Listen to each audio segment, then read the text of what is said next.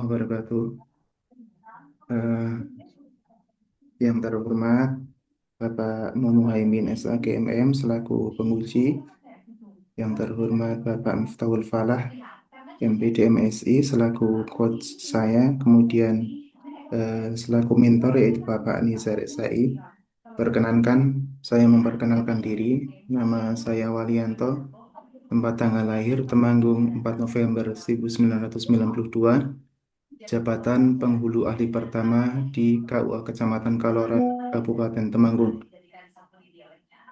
Sebagaimana eh, setelah saya berdiskusi dengan mentor kemarin, saya menemukan beberapa isu yang salah satunya menjadi core isu yang akan saya angkat dengan judul Bimbing Digital Edukasi Pranikah Berbasis Konten Digital untuk Calon Pengantin Milenial pada KUA Kecamatan Kaloran, Kabupaten Temanggung. Latar belakangnya yaitu ada empat, yaitu rendahnya partisipasi publik dalam eh, layanan dalam pengawasan nikah, kemudian yang kedua tantangan adaptasi terhadap teknologi, kemudian yang ketiga keterbatasan sumber daya, dan yang keempat minimnya sosialisasi. Kemudian tugas pokok KUA Kecamatan Kaloran, yang pertama pelaksanaan pelayanan nikah, pengawasan, pencatatan, dan pelaporan nikah dan rujuk hingga layanan bimbingan manasik haji. Kemudian fungsi KUA Kaloran yaitu sebagai unit pelaksana teknis Kementerian Agama di tingkat kecamatan KUA. KUA memiliki peran penting dalam memberikan pelayanan langsung kepada masyarakat terkait urusan keagamaan. Kemudian KUA berfungsi sebagai pusat informasi dan pelayanan terkait pernikahan, rujuk, dan masalah keagamaan lainnya. Dan juga yang terakhir, KUA juga berperan dalam membimbing dan memberikan penerangan agama Islam kepada masyarakat. Sedangkan nilai-nilai budaya kerja organisasi KUA Kaloran itu sama dengan nilai-nilai budaya kerja Kementerian Agama. Yang pertama adalah integritas, profesionalitas, inovasi, tanggung jawab, dan keteladanan. Kemudian tugas pokok dan fungsi saya sebagai calon penghulu ahli pertama. Yang pertama melakukan perencanaan kegiatan kepenghuluan. Kemudian yang kedua pengawasan pencatatan pelaksanaan pelayanan penasihatan dan konsultasi nikah atau rujuk. Kemudian yang ketiga pemantauan pelanggaran ketentuan nikah atau rujuk. Yang keempat pelayanan fatwa hukum munakahat, bimbingan muamalah dan pembinaan keluarga sakinah. Dan yang terakhir, pemantauan dan evaluasi kegiatan kepenghuluan dan pengembangan kepenghuluan. Sedangkan fungsi penghulu ahli pertama, sebagaimana formasi jabatan saya itu pelaksana pencatatan nikah atau rujuk, kemudian pelaksana nikah wali hakim, kemudian pembinaan hukum munakahat dan ahwalus sosiah, dan yang keempat pembinaan calon pengantin, dan yang terakhir pembinaan keluarga sakinah. Beberapa identifikasi isu yang kemarin saya konsultasikan dengan Bapak Mentor. Yang pertama, isunya adalah belum optimalnya pendampingan mu'alaf. Yang kedua, rendahnya partisipasi masyarakat dalam pengawasan perkawinan melalui pengumuman kehendak nikah. Kemudian yang ketiga, keterbatasan sumber daya manusia dan sarana prasarana pendukung layanan. Yang keempat, rendahnya partisipasi calon pengantin milenial terhadap bimbingan perkawinan secara konvensional. Dan yang terakhir, yang kelima, belum optimalnya media informasi dan komunikasi KUA dalam pelayanan publik keagamaan. Setelah mendapatkan 5 isu tersebut, kemudian saya identifikasi dengan metode APKL diperoleh belum optimalnya pendampingan mu'alaf menempati urutan peringkat ketiga dengan jumlah nilai 16, kemudian rendahnya partisipasi masyarakat dalam pengawasan perkawinan melalui pengumuman kehendak nikah menempati peringkat kedua dengan 18 nilai. Kemudian keterbatasan sumber daya manusia dan sarana prasarana pendukung layanan menempati urutan kelima dengan jumlah 14 nilai. Kemudian rendahnya partisipasi calon pengantin milenial terhadap bimbingan perkawinan secara konvensional menempati peringkat pertama dengan jumlah 19 nilai. Kemudian yang kelima, belum optimalnya media informasi dan komunikasi KUA dalam pelayanan publik menempati urutan keempat dengan jumlah 15 nilai. Setelah saya analisis isu dengan metode APKL, kemudian saya analisis dengan metode USG, diperoleh belum optimalnya pendampingan mu'alaf, total mendapatkan nilai 11 dengan peringkat ketiga, kemudian rendahnya partisipasi masyarakat dalam pengawasan perkawinan melalui pengumuman kehendak nikah, menempati peringkat kedua dengan 13 nilai, kemudian rendahnya partisipasi calon pengantin milenial terhadap bimbingan perkawinan secara konvensional, menempati peringkat pertama dengan total 15 nilai. Dari analisis isu APKL dan USG, eh, ditemukan core isu yaitu rendahnya partisipasi calon pengantin milenial terhadap bimbingan perkawinan secara konvensional.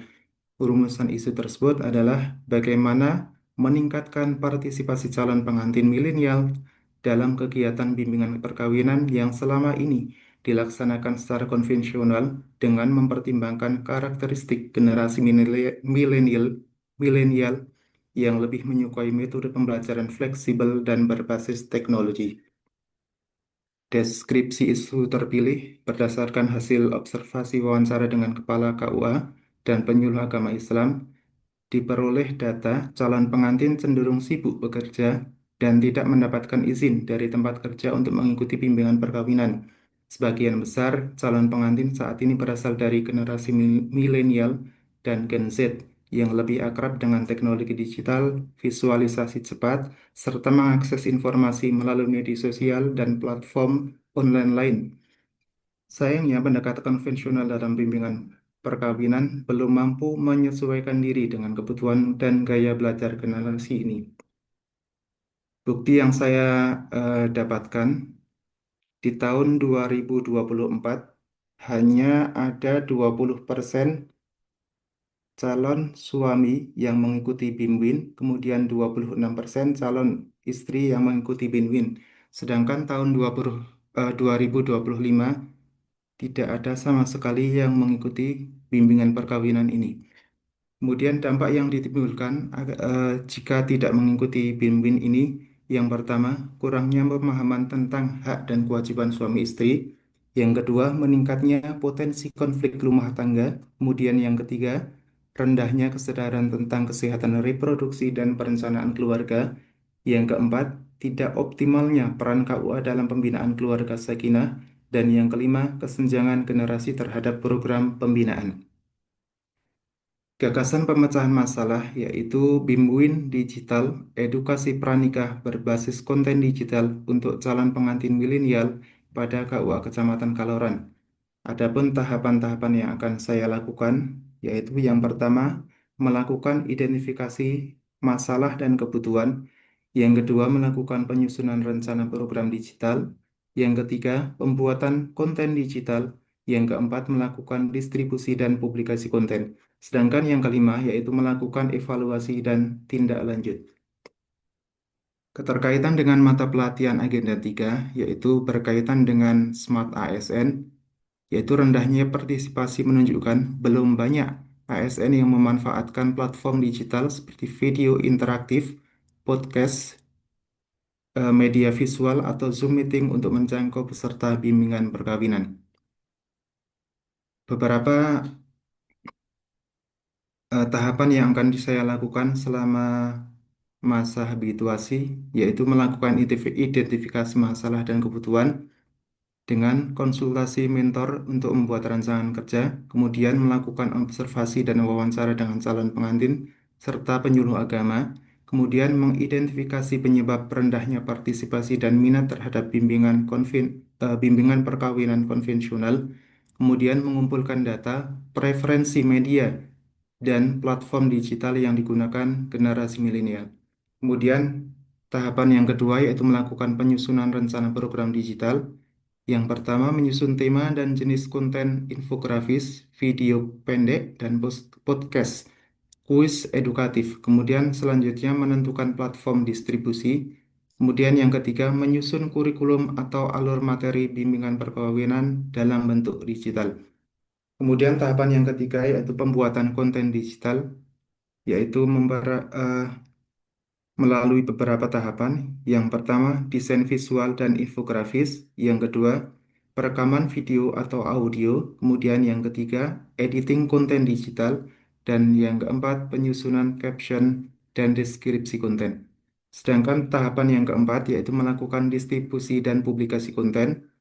Beberapa tahapan yang akan saya lalui yaitu penyusunan jadwal unggah konten, kemudian menyesuaikan format konten per platform, kemudian yang selanjutnya melakukan publikasi konten digital.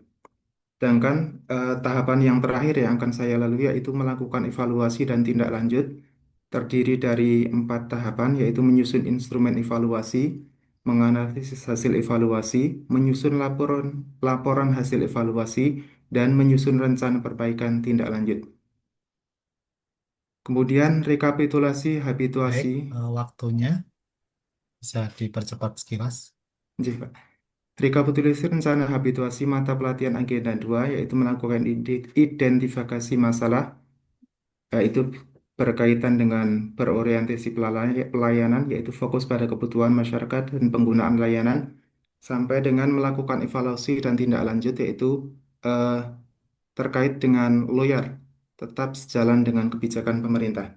Kemudian jadwal kegiatan melakukan identifikasi masalah, yaitu dari 4 sampai 8 Agustus, kemudian melakukan penyusunan rencana program digital, yaitu dari 11 sampai 14 Agustus, kemudian eh, pembuatan konten digital yaitu dari 15 sampai 27 Agustus, kemudian melakukan pendistribusian dan publikasi konten yaitu dari 28 Agustus sampai 3 September, kemudian melakukan Oke, evaluasi dan cukup tindak Pak, lanjut saya rasa dari cukup. 4 sampai 12 September. Oke, Iya, Pak. baik, terima Terima kasih. kasih, Bapak. Udah melebihi 2 menit. Silakan, ini mentornya sudah dihubungi kembali Pak Walianto ya. Dipastikan tadi infonya Pak Walianto sudah ada gitu. Baik, kita mulai dulu dari Pak Muhaimin ya selaku penguji. Silakan Pak Muhaimin. Terima kasih. Assalamualaikum warahmatullahi wabarakatuh. Waalaikumsalam Waalaikumsalam warahmatullahi warahmatullahi wabarakatuh. wabarakatuh. Pak Miftah, dan saya banggakan Saudara Walianto ya. Pak Nggih. Walianto ini bertugas di mana Pak Walianto? KUA Kecamatan Kaloran Kabupaten Temanggung, Bapak. Kabupaten Kaloran. Baik. Nggih. Saya kira gagasan yang menarik terkait dengan win-win smart ya. Karena memang seperti yang saudara sampaikan ada kendala-kendala terutama dengan anak-anak muda yang terkait dengan win-win. Nggih. Tetapi saya belum mendapatkan cerita, ini sesungguhnya yang dimaksud nanti outputnya apa? Apakah hanya konten-konten dalam bentuk video atau aplikasi?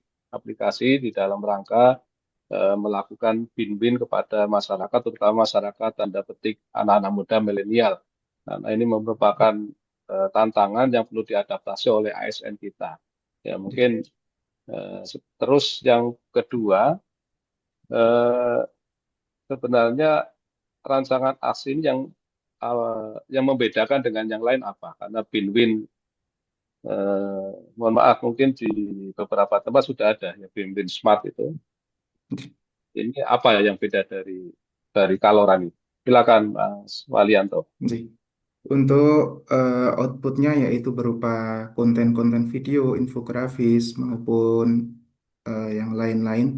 Kemudian yang membedakan dengan yang lain, eh, kalau Win yang lain itu menggunakan banyak yang menggunakan Zoom atau aplikasi-aplikasi yang lain. Kalau saya menggunakan media sosial, Bapak, misalnya seperti TikTok, Instagram, atau media-media sosial yang lain seperti Facebook dan sebagainya. Begitu, Bapak. Ya, baik, jadi kami sedang melihat di Kabupaten Tegal itu ada win-win smart ya. Win-win Ji, smart juga. Nah, mungkin ini kan di Kaloran dengan yang berbeda. Tentu sesungguhnya win-win itu kan terbatas pada satin ya, calon ji, pengantin. Tentu di dalam menyiapkan konten-konten tersebut ada tahapan-tahapan yang saudara susun tadi. Eh, ji, Apa kira-kira yang eh, dengan catat dipersiapkan apa kira-kira hambatan tantangan ke depan di dalam melaksanakan tahapan-tahapan tersebut. Itu ji, yang pertama. Yang kedua, tentu kami butuh kepastian terkait dengan dukungan stakeholder, termasuk pimpinan saudara. Saya lihat hari ini belum kelihatan. Apakah Ji. betul yang saudara susun ini mendapatkan dukungan dari stakeholder? Silakan. Ji. Untuk kendala dan eh, yang akan saya lalui pastinya sudah ada beberapa rencana yang sudah saya susun sebagaimana rencana rancangan aktualisasi yang saya lakukan. Misalnya seperti dalam melakukan identifikasi masalah dan kebutuhan itu tidak semua calon pengantin bersedia diwawancara. Misalnya kemudian antisipasinya yaitu saya akan mengirimkan lewat Google Form melalui WhatsApp atau eh, yang lainnya. Kemudian kendala yang kedua mungkin terbatasnya anggaran ya Pak dari teknologi dan sebagainya. Itu sudah saya antisipasi menggunakan teknologi yang ada misalnya seperti kamera seadanya, kemudian aplikasi-aplikasi atau AI yang ada. Kemudian pembuatan konten digital itu membutuhkan software desain atau editing berlisensi. Saya akan kolaborasi dengan penyuluh atau dengan pihak-pihak yang lain. Kemudian jangkauan platform yang terbatas itu menjadi kendala. Kemudian saya akan antisipasinya yaitu menggunakan platform yang paling banyak digunakan seperti Instagram, YouTube, atau TikTok. Kemudian dalam evaluasi kendalanya itu akurasi data responden dalam menjawab hanya sebatas formalitas. Ini antisipasinya saya akan menggabungkan metode evaluasi yaitu wawancara, observasi, analisis komentar media sosial. Kemudian dukungan dari Bapak mentor dan stakeholder itu sudah pasti ya Pak. Soalnya kemarin yang menyarankan mengambil eh, judul ini yaitu Bapak mentor. Kemarin juga sudah beberapa konsultasi dengan penyuluh agama. Mereka juga mendukung apa yang saya lakukan. Gitu Bapak.